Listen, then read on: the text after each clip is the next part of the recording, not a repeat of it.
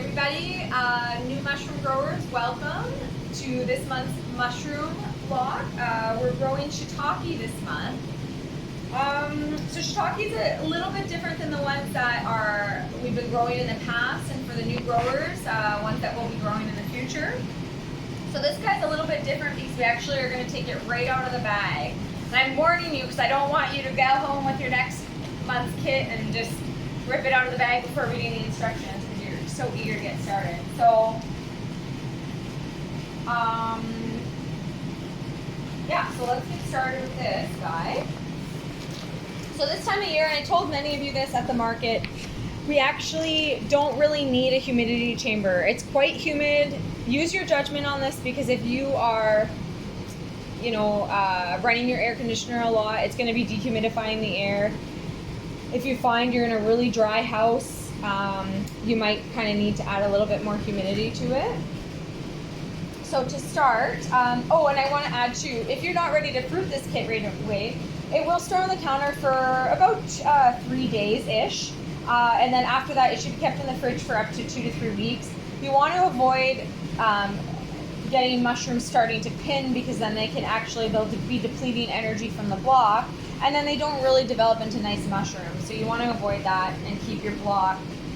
You want to fruit it as soon as you can. Keep it in the fridge if you can't do it, just for up to 2 to 3 weeks.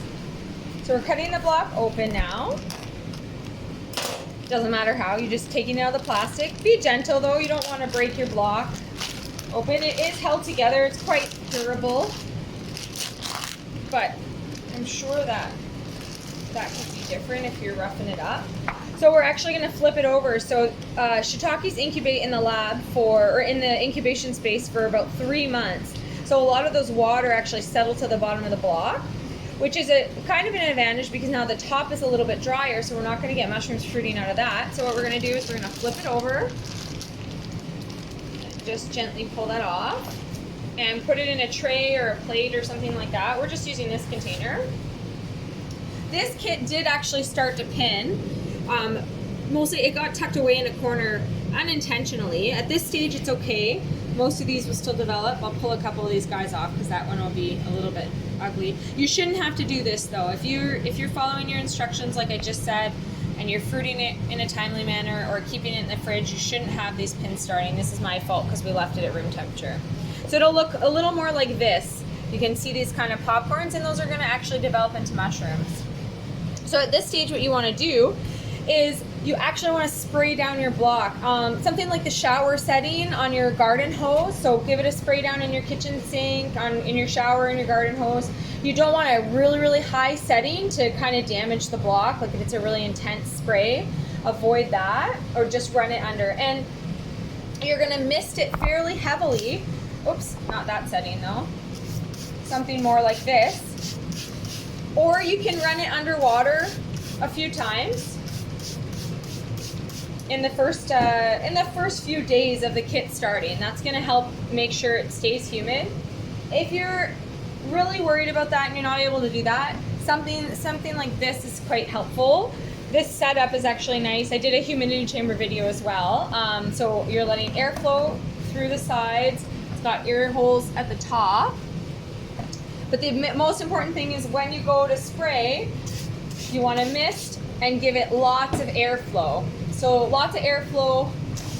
Even you can give it like a half an hour break if you're cooking supper or something like that. Take it off and then put it back on. Again, I don't suggest this time of year because it's June. We've got pretty nice natural humidity, and low airflow can cause issues with your mushrooms. So basically you're going to leave it like that. Mist it a few times a day if you can. Once these pins start to develop, you want to cool it on the direct misting, kind of start to mist the area around it, and that's just going to kind of humidify the environment. If you have a hygrometer, great. Your humidity still wants to remain between about 70 to 90%. The reason is once the pins develop, if you spray water directly on them, you'll get these really dark colored mushrooms that are almost kind of wet, and then you can get it could just cause issues with your mushrooms. So after this stage, it's about, depending on the temperature, 10 to 14 days until you have fully developed mushrooms. So I'm going to show you what that looks like.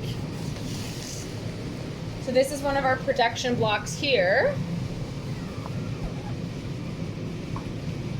And what I'm gonna do here, I'm just gonna grab a glove.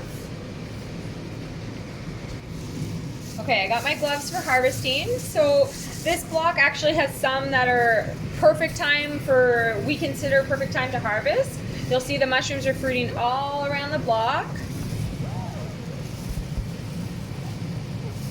If you take a look underneath the kit, you'll see the veil is broken on a lot of these mushrooms, which means it's suitable for harvesting. These ones here are quite young. The veil has not broken. They're still almost in a button stage, we call it. They're still absolutely delicious at that stage, and some would consider it even more favorable. But we're going to suggest that harvest when the veil's open, and this is the best yield time. Okay, so when you're harvesting, grab a sharp knife, and you're actually going to cut.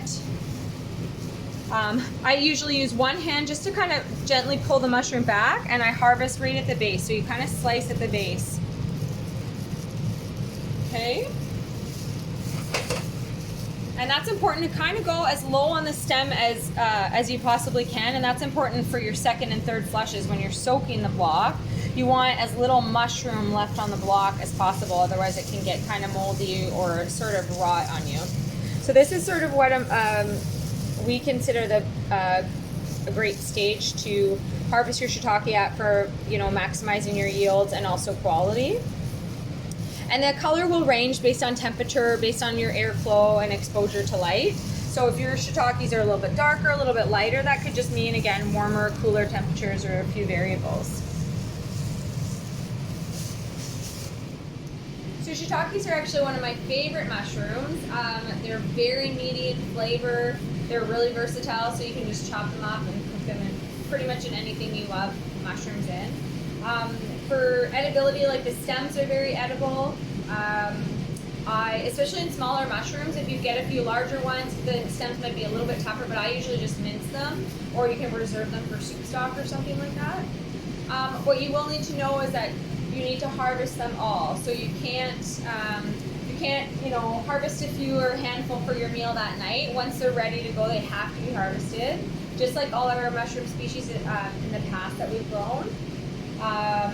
That's why mushrooms are such a challenge to grow. So they're kind of like, I always use the cow analogy of farming. So you gotta milk your cows 2 or 3 times a day. Mushrooms we gotta pick all the time. So once they're ready to go, they're ready to go. So to preserve these guys, keep them in the fridge. Beyond that, if you aren't eating them all within a week, you can dehydrate them. They dehydrate great. You can cook them and freeze them, or just freeze them whole actually, for like chop them up and put them on pizzas or something like that. I almost forgot. So after you've harvested your block fully, you want to give it 7 to 14 days just to rest. After that, you're going to soak the block, immerse it in fairly cold water for 4 to 8 hours. So just something like cool out of the tap. Just put it in the sink tub, put something down to kind of weigh it down in the water. And after that, that's basically initiating the mushrooms to grow again. So give it, after you harvest it, give it about at least a week.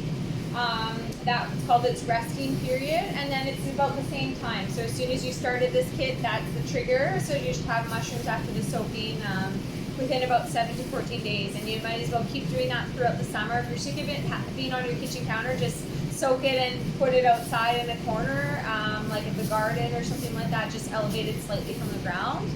And keep doing that multiple flushes until you stop getting any mushrooms out of it.